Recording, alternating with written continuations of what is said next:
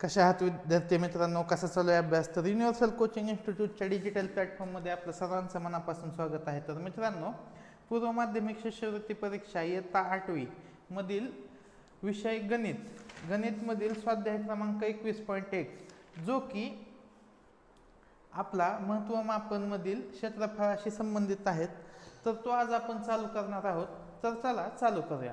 तर प्रश्न क्रमांक 1 बघा काय दिलंय. प्रश्न क्रमांक 1 मध्ये 452 मीटर लांबी व 322 मीटर रुंदी असलेल्या आयताकृती बागेच्या बाहेरील बाजूला लागून 11 मीटर रुंदीचा रस्ता तयार केला, तर त्या रस्त्याचे क्षेत्रफळ किती चौरस मीटर असेल?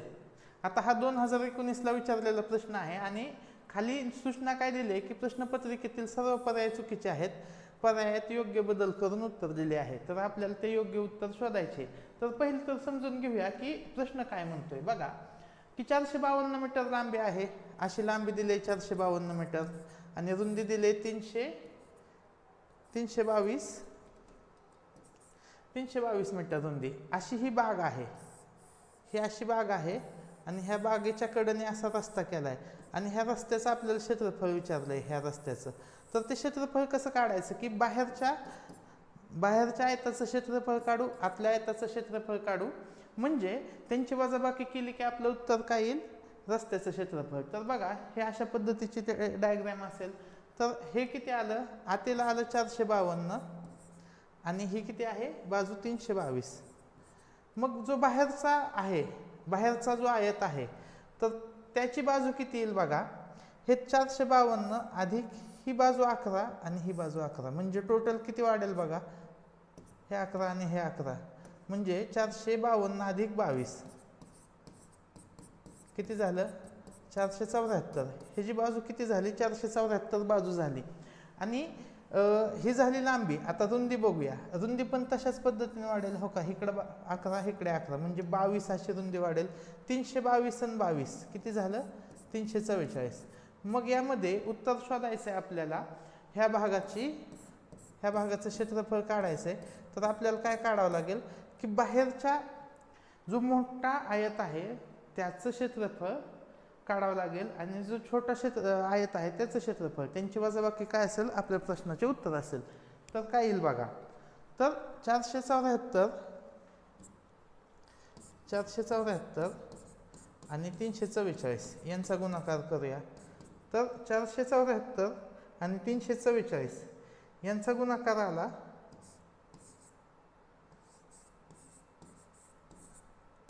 बघा, हा तो गुणाकार येईल काय येईल? बघा 1,63,056. ठीक आहे.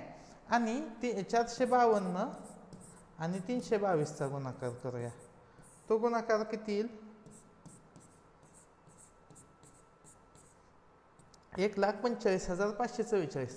मग 1,63,056 मधून 1,45,544 यांची जर वजाबाकी केली आपण तर उत्तर किती येतं? 17,512. ऑप्शन क्रमांक 3 आपल्या प्रश्नाचे उत्तर आले. बघा सहज आणि सोप्या पद्धतीने प्रश्न सुटतो, फक्त आपल्या कन्सेप्ट क्लिअर पाहिजेत. ठीक आहे. आणि कन्सेप्ट सोबत आपल्याला जे फॉर्म्युले आहेत तेही आपले पाठ असले म्हणजे खूपच सोपं जाईल. पुढचा प्रश्न बघा. एका चौरसाचा कर्ण. आता चौरस दिलाय आणि त्याचा कर्ण दिलाय, तर आपण दोन पद्धतीने हे एक्झाम्पल सोडू शकतो. दोन्ही पद्धती सांगतो तुम्हाला. आता हा चौरस आहे, ह्या चौरसाचा कर्ण दिलाय 25 वर्गमुळात 2. मग बाजू काढता येईल का? हो काढता येईल. ही बाजू x आहे, ही बाजू x आहे. मग काय येईल? x वर्ग अधिक x वर्ग बरोबर 25 वर्गमुळात 2 कंसाचा वर्ग, अशा पद्धतीने येईल. मग इथं येईल 2x वर्ग, इथं काय येईल? 625 आणि वर्गमुळात 2 चं काय येईल? 2. मग ह्या 2ला हे 2 जाईल. x वर्ग बरोबर 625 आणि x ची किंमत आली 25, म्हणजे बाजू किती आली? 25. जर बाजू 25 आली तर 25चा वर्ग काय येईल? 625. हे एक उत्तर झालं. ही एक मेथड झाली. आता दुसरी मेथड बघा. दुसरी मेथड काय की आपल्याला काय माहिती की कर्ण माहिती. मग कर्णाचा फॉर्म्युला काय? 1/2 कर्ण वर्ग चौरसाचे क्षेत्रफळ. आपल्याला जर क्षेत्रफळाचे फॉर्म्युले माहीत असतील तर 1/2 कर्णवर्ग, मग 1/2 कर्ण किती आहे 25 वर्गमुळात 2, 25 वर्गमुळात 2, वर्गमुळात 2 आणि वर्गमुळात 2 ह्यांचा गुणाकार काय होईल 2 आणि 25चा वर्ग काय होईल 625, 2/2, उत्तर काय आलं 625. ही झाली दुसरी मेथड. आणि तिसरी मेथड काय असेल की ज्यावेळेस आपण चौरसाचे क्षेत्रफळ काढतोय, चौरसाचे क्षेत्रफळ काय असतो बाजूचा वर्ग असतो, म्हणजे उत्तर काय येणार, उत्तर येणार वर्गसंख्या, उत्तर काय येणार वर्गसंख्या. जर आपण 4 पर्याय बघितले तर वर्गसंख्या फक्त पर्याय क्रमांक 1 आहे, म्हणून ते आपल्या प्रश्नाचे उत्तर. आता पुढील प्रश्न बघू. एका खोलीतील चौरसाकृती 400 फरशा बसवल्या. आता चौरसाकृती म्हणजे असा चौरस आहे, आपण मगाशी काढल्यानुसार चौरस काढूया.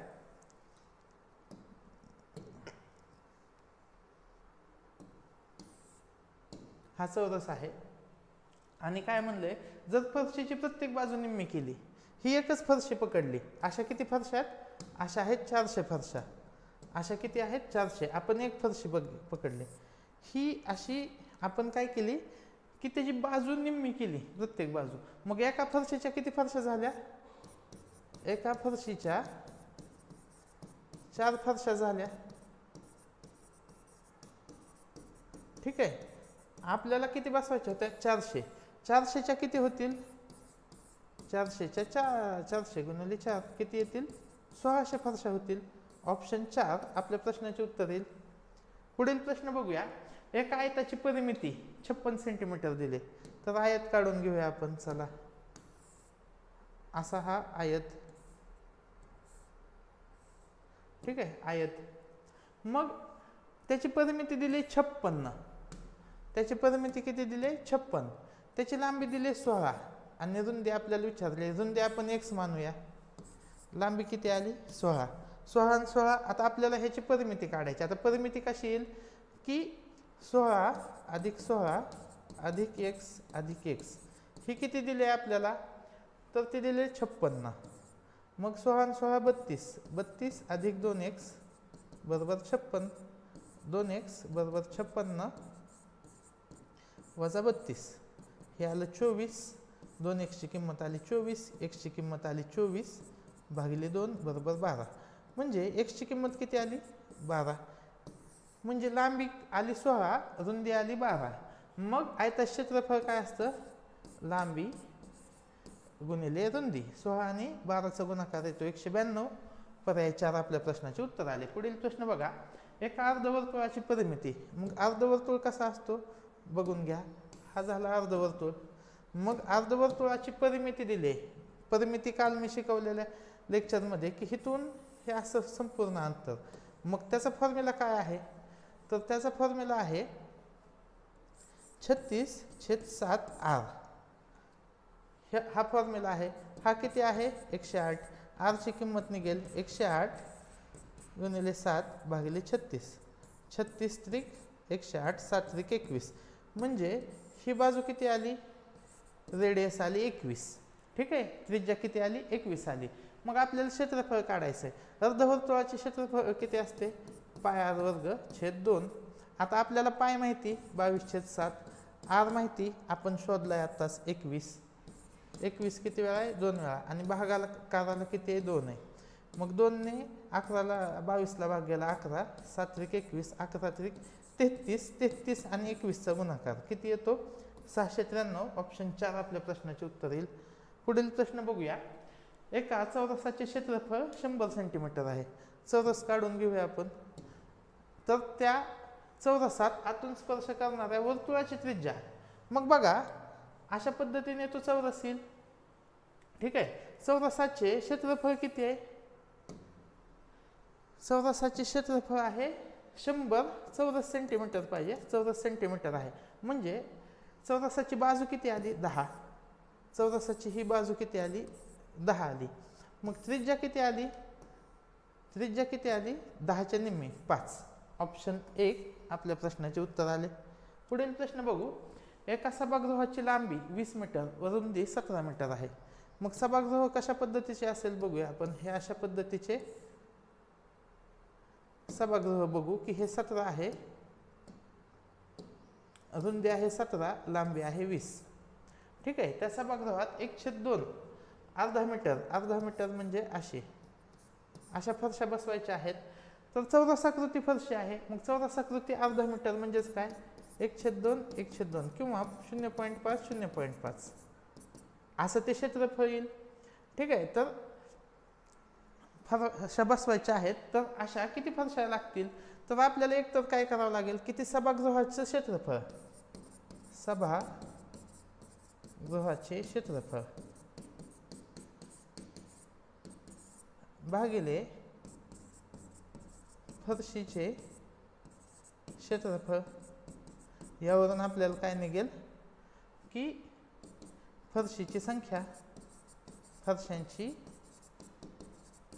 संख्या. मग बघा सभागृहाचे क्षेत्रफळ किती येईल 20 गुणिले 17 आणि फरशीचे क्षेत्रफळ आता हे काय येईल 0.5 घ्या किंवा 1/2 घ्या. आपण काय करू फ्रॅक्शन घेऊ 1/2. मग हे 2 काय होईल वरती जाईल 20 गुणिले 17 2 आणि 2. आता ह्यांचा गुणाकार सोपा आहे 20 2 40 40 2 80 17 आणि 80 17 8 3600 आणि 1 आला 0. किती उत्तर आलं 1360. ऑप्शन 1 आपल्या प्रश्नाचे उत्तर आले. पुढील प्रश्न बघू. एक 8 सेंटीमीटर लांब व 8 सेंटीमीटर रुंद असलेला आता आयत दिलाय आपल्याला. हा काय दिलाय, हा दिलाय 18 सेंटीमीटर लांब व 8 सेंटीमीटर रुंदी असलेल्या आयताची लांबी 2/3 पट केली. 18च्या 2/3 पट, 18च्या 2/3 पट म्हणजे किती झालं 3 × 18 म्हणजे लांबी किती केली, लांबी केली 12. लांबी किती केली 12 केली. तर लांबी 2/3 पट व रुंदी 3/2 पट केली. रुंदी किती 8 आहे. 8च्या 3/2 पट किती झालं बघा 4×12 म्हणजे लांबी आणि रुंदी किती केली 12. ठीक आहे. तर त्याच्या क्षेत्रफळावर कोणता परिणाम होईल.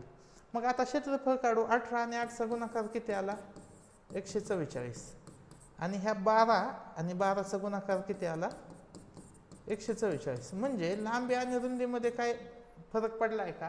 तर लांबी रुंदी जी आपण पट केली त्याच्यामुळे क्षेत्रफळावर काय फरक पडला आहे का, तर काहीच फरक पडला नाही.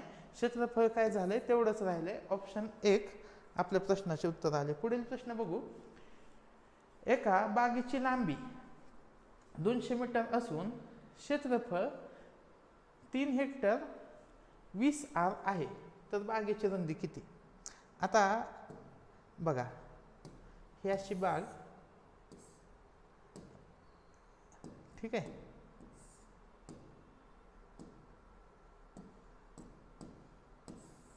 हा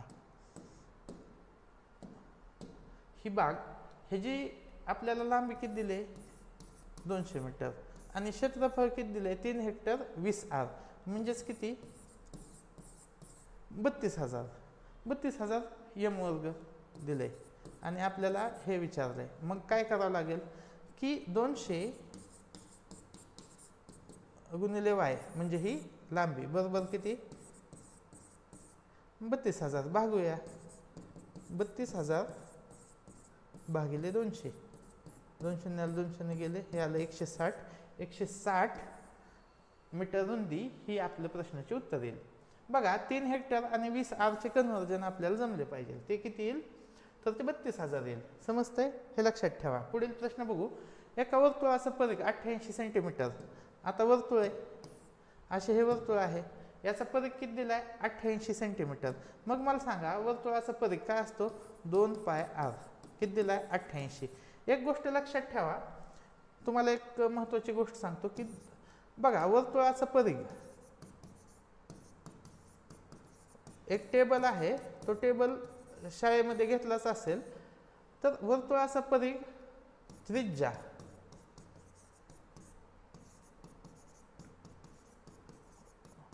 वर्तुळाची त्रिज्या वर्तुळाचा परिघ आणि वर्तुळाचे क्षेत्रफळ ह्या 3 गोष्टी कशा लक्षात ठेवायच्या? आता वर्तुळाची त्रिज्या जर 7 असेल तर परिघ येतो 44 आणि क्षेत्रफळ येतं 154. ठीक आहे, हे लक्षातच ठेवा, हे लक्षातच ठेवा. आता वर्तुळाची त्रिज्या 7 आहे, त्यावेळेस वर्तुळाचा परिघ किती येईल? 44 येईल. त्यावेळेस वर्तुळाचे क्षेत्रफळ किती येईल? 154 येईल. आता वर्तुळाचा परिघ किती दिलाय? 88, म्हणजे 44 ची दुप्पट दिली 88, म्हणजे त्रिज्या किती येईल? 7 ची दुप्पट 14. आणि क्षेत्रफळ किती येईल? क्षेत्रफळ लक्षात ठेवा, क्षेत्रफळ आता हे तर काय झाले? 7 ची दुप्पट झाले, हे तर काय झाले? 44 ची दुप्पट झाले, पण क्षेत्रफळात दुप्पट होईल का? नाही, क्षेत्रफळात होईल चौपट. 154 ची काय होईल?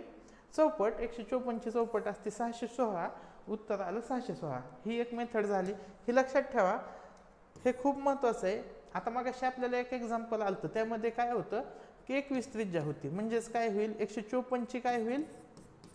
तिपटीची 3 पट, म्हणजेच काय? 9 पट असं उत्तर येईल. आणि 44 88, मग 44 ची तिप्पट काय येईल बघा? 132. तर हे अशा पद्धतीने हे एक्झाम्पल आपल्याला सोडवायचे असतात, हे लक्षात ठेवा. हा टेबल तुम्ही बनवून घ्या आणि ह्या अशा प्रश्नांची प्रॅक्टिस करा. आता नॉर्मल मेथडने हे एक्झाम्पल कसं सुटेल? 2πr बरोबर किती येईल? 88. आपल्याला रेडियस काढावं लागेल. 88 भागिले 2, 22 वरती जाईल 7, 22 चौक 88, 2 2 4, 7 2 14. रेडियस किती आली? 14 आली. आता 14 रेडियस म्हणल्यावर पाय आर वर्ग, पाय किती आहे? 22/7. 14 किती वेळा येईल? 2 वेळा येईल. 7 2 14, 22 2 44, 44 आणि 14चा गुणाकार किती येतो? 616. ऑप्शन 2 आपल्या प्रश्नाचे उत्तर आले. आता पुढील प्रश्न बघू. सोबतच्या आकृतीमध्ये ABCD हा समभुज चौकोन असून BDQP हा चौरस आहे, तर संपूर्ण आकृतीचे क्षेत्रफळ किती? आता आपल्याला पहिल्यांदा काय दिलंय? समभुज चौकोन दिलाय, समभुज चौकोन दिलाय आणि दुसरा काय दिलाय? चौरस दिलाय. आणि A आणि O ची लांबी किती दिली? 6 आणि BO ची लांबी 8. आता BO ची लांबी 8, हे लक्षात घ्या, इथून इथपर्यंत लांबी 8, तर ही पण लांबी किती येईल? 8च येईल. म्हणजे चौरसाची बाजू किती आली? ती आली 16. चौरसाची बाजू किती आली? 16. 8 आणि 8 16, म्हणजे क्षेत्रफळ किती आले चौरसाचे?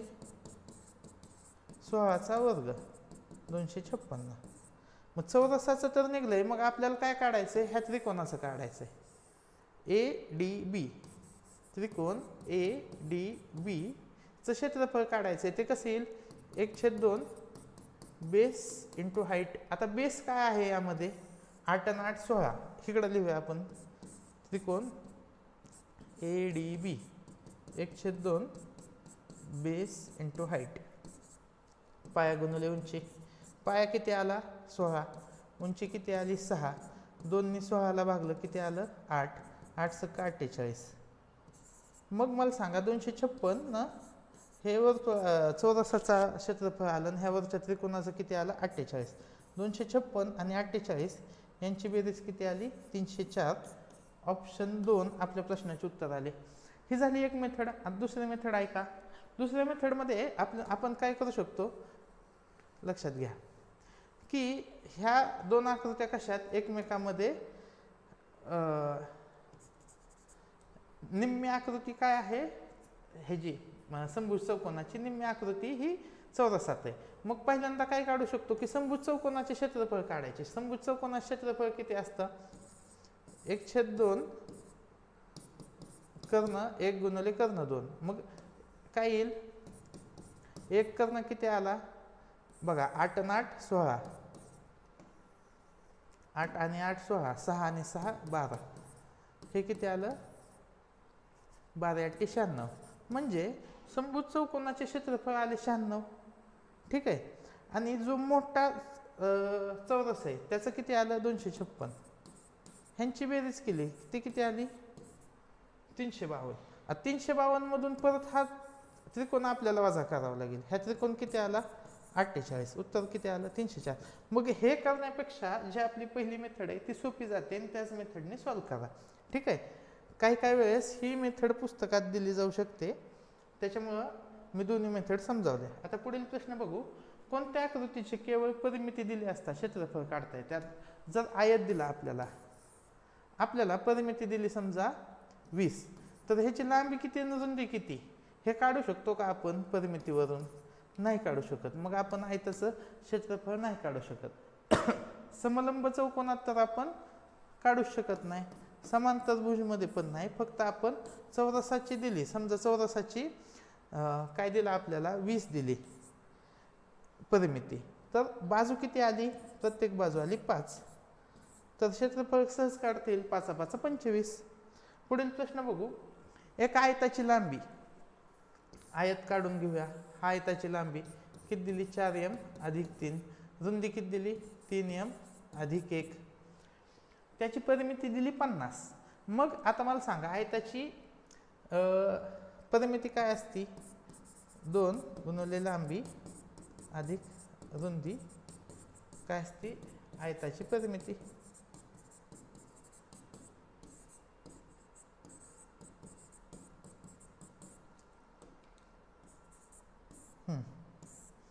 आता आयताची परिमिती किती दिलेली आहे आपल्याला? 50. 2 कंसात लांबी किती आहे? 4m अधिक 3. रुंदी किती आहे? 3m अधिक 1.